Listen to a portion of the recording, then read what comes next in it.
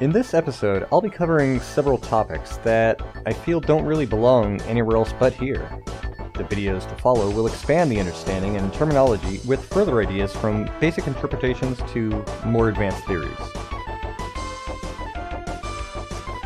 Welcome, I'm Binary, and this is Super Street Fencer 2 Turbo.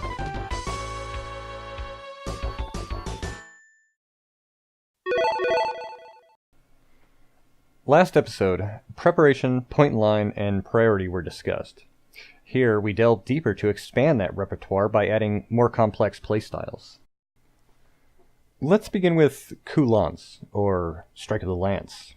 The most popular usage dates to the early 1600s, with artist Peter Paul Rubens' Modello entitled Coup de Lance, where soldiers pierced Christ's body to ensure he was dead. Derived from the Latin word culpus, meaning to strike or hit, coup lance is an attack that starts during play, however lands after time has stopped or expired. In regards to Super Turbo, no damage is awarded after time has stopped. Seen by fighting game players the world over, and never given a second thought. Indeed, without this feature built into Street Fighter, many matches that you've played and spectated might have had vastly different outcomes. Here, false, feint, retreat, and second intention will be introduced. These actions, usually intended to gain leverage either by deception or measure, all share a commonality to which play will be altered in such a way to be advantageous to the player that initiated those actions.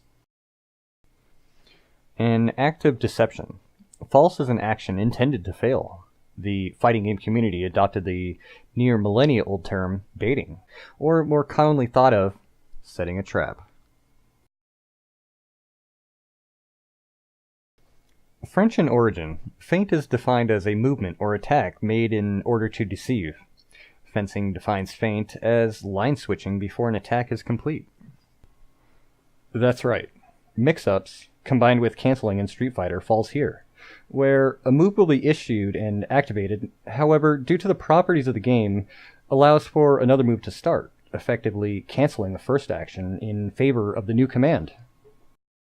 Briefly glancing at retreat, this is exactly what you would expect, a step back and, if airborne, a backwards jump. This action allows for a withdrawal from engagement, whether to regain composure, establish a more defensive posture, or even initiating second intentions. Combined with the topics in this video, a retreat doesn't signify an inability to fight. Rather, used tactically, it allows for further manipulation of the opposing player. Think of match start. A Ken player might retreat momentarily, see his opponent act, and react accordingly.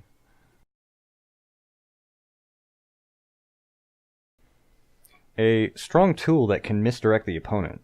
False actions give the opponent disinformation about the current situation, and by its use may allow for advantage to fall into the user's favor.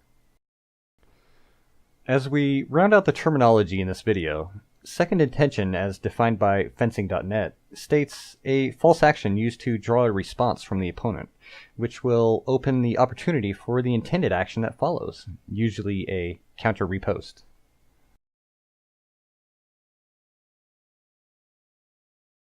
It's important to distinguish the differences here between false, feint, and second intention.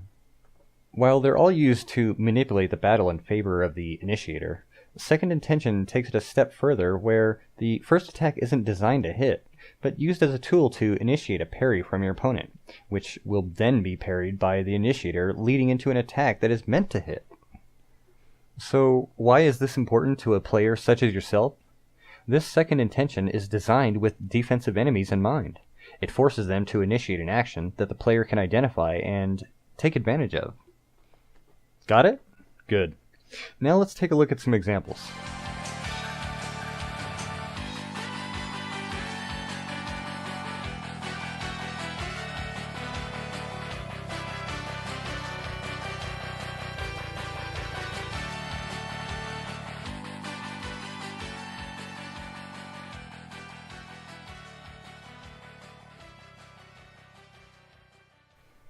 The last topic in this episode is rather simple: broken time. Again, to cite fencing.net, Broken time is defined as a sudden change in the tempo of one fencer's actions, used to fool the opponent into responding at the wrong time.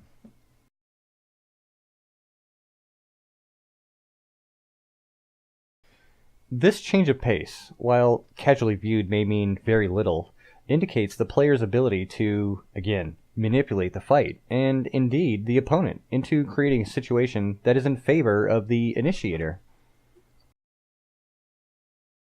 Hopefully you're still following along, as next episode discusses topics ranging from single and double time parries to reprises and remises. Also, if you missed the last episode, I suggest you check it out. It covers information such as preparation, priority, and right of way. You can find that video here. I'm Binary, and this has been Super Street Fencer 2 Turbo.